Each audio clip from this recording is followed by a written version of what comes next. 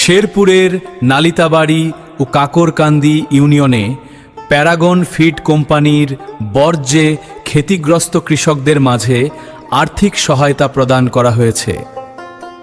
এ সময় উপস্থিত ছিলেন শেরপুর ২ আসনের সংসদ সদস্য ইঞ্জিনিয়ার ফাহিম চৌধুরী। আমাদের ওসি সাহেব, আমাদের এখানে আরও উপস্থিত আছে যেই তদন্ত কমিটি গঠিত করা হয়েছিল, সেই তদন্ত কমিটির সভাপতি মহোদয়, সেক্রেটারি মহোদয় এবং অন্যান্য সদস্যবৃন্দ। এখানে